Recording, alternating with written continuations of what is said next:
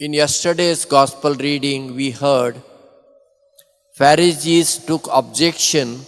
Jesus was having a meal with the tax collectors and sinners. In today's gospel reading, we heard the disciples of John come to Jesus and ask him, "We and Pharisees fast, but your disciples are not fasting. Why?" Jesus' life was filled with oppositions, criticisms, and problems. And yet Jesus knew how to face them.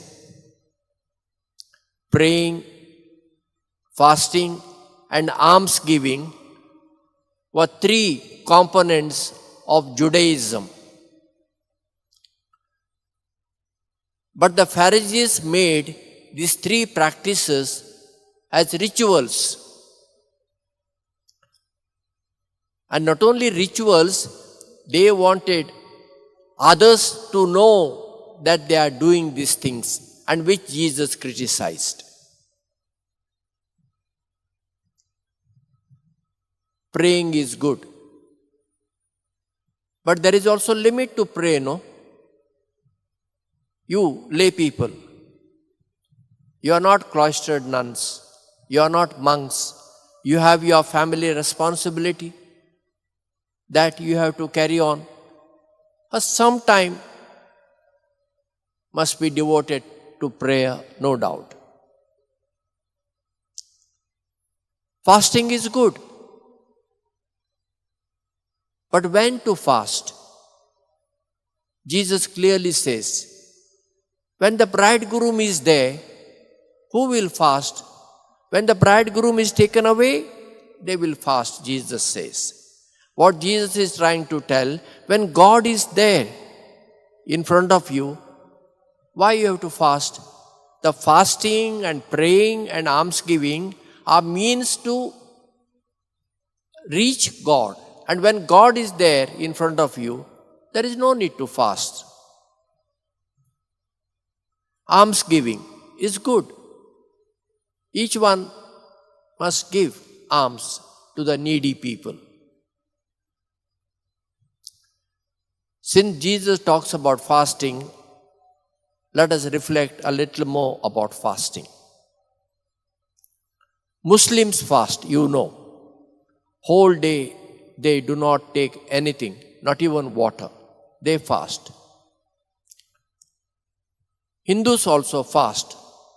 Some on Mondays, some on Thursdays, and so on. For us Catholics, officially we have only 2 days in the year to fast: Ash Wednesday and Good Friday. But our fast is so easy. Officially the church says those who are below 18 and those who are above 60 did not fast. Then the church rule says you have 1 meal per day and morning and evening have little. Is it too difficult? But are people finding Ash Wednesday and Good Friday is a burden because we have to fast, we have to abstain from meat? I learnt the true way of fasting from my teacher, Master Bute, when I was a Jesuit scholastic and studying classical Kannada under him. Every day after lunch, I will walk from St. Paul's High School to his place, which is about 1.5 kilometers. And then he taught me the classical Kannada poetry. He was a retired teacher from Bennet Smith School, a simple man. Number of students came to him for tuition, though he was just a matriculated person. British time there was what is known as metric. equivalent of today's 11th standard. Those who are doing BA, MA were coming to him for tuition. He did not charge, everything free, but he kept a box. He said, whatever you want to put, you put there.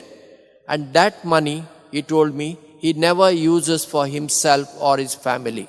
That he uses for the poor students who come to him for tuition to buy them stationery and uniform. Master Bute one day asked me the question, it was on Tuesday, I remember. He asked me, how was my class yesterday? I said, sir, it was like any other day. Did I get irritated with you yesterday? I said, no, sir. Did I explain you well? Did you understand whatever I explained? I said, yes, sir. Then he kept quiet. Then I asked him, sir, why did you ask me these questions today? He said, no, just like that. I said, sir, no. You share with me many things. Something you are hiding from me.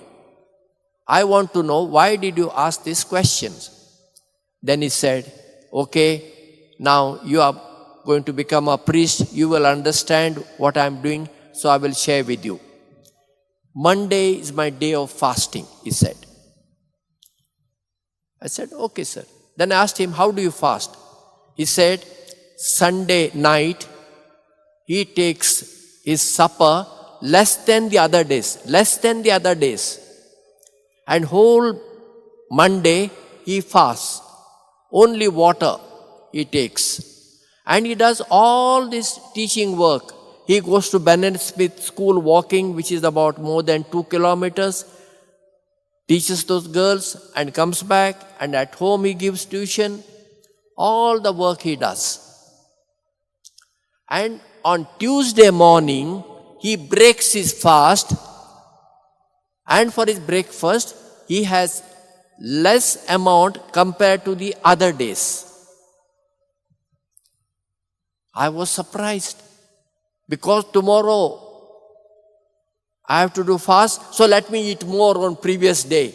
Oh, after the fast, I was hungry yesterday, let me eat more. No. Master Bute was not a Christian or Catholic, but he knew the Bible because he taught in the Bennet Smith Christian school, and he had a copy of Bible, and he was quoting for me from the Bible. He was a great devotee of Jesus, though he practiced his own religion. In that sense, he was really a Christian. I said, if Master Bute can do this, who is not a Christian, why can't I do it?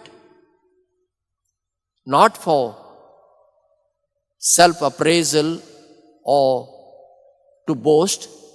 Every Saturday, I fast. Only water. Nothing else. Do I feel weak? No. Rather, my energy increases. All the work which I am supposed to do on Saturday, I do. And I will break the fast tomorrow morning. Why fasting? Fasting is not to influence God. No. Fasting is for oneself, for inner purification. Fasting gives you the strength to control your mind and body. Our mind is like a wild horse. It takes us here, it takes us there, and it controls us. We should control our mind. And to control our mind, the best method is fasting.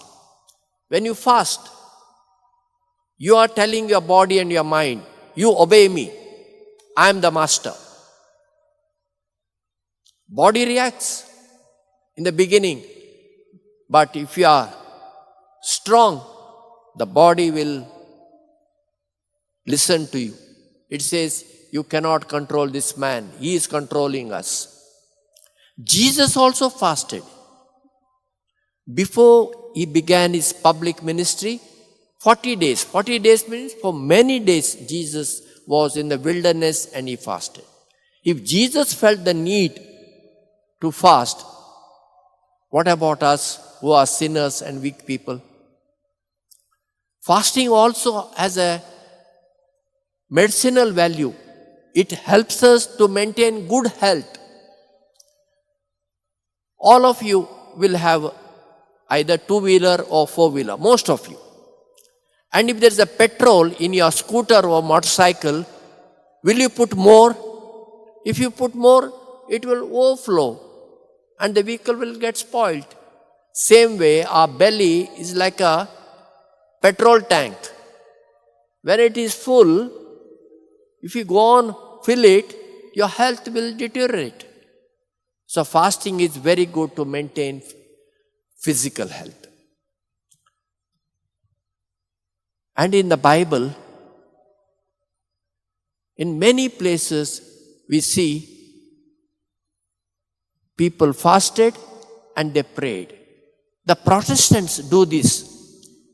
When they have a prayer request, they fast and then they pray. If they can do, we can also do.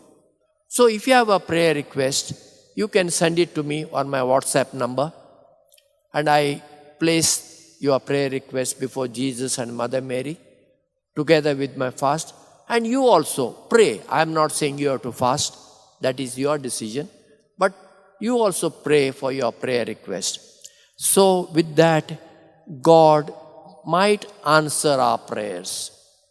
Fasting and prayer are the means to approach God, to say, I am humble, I need you, please bless me.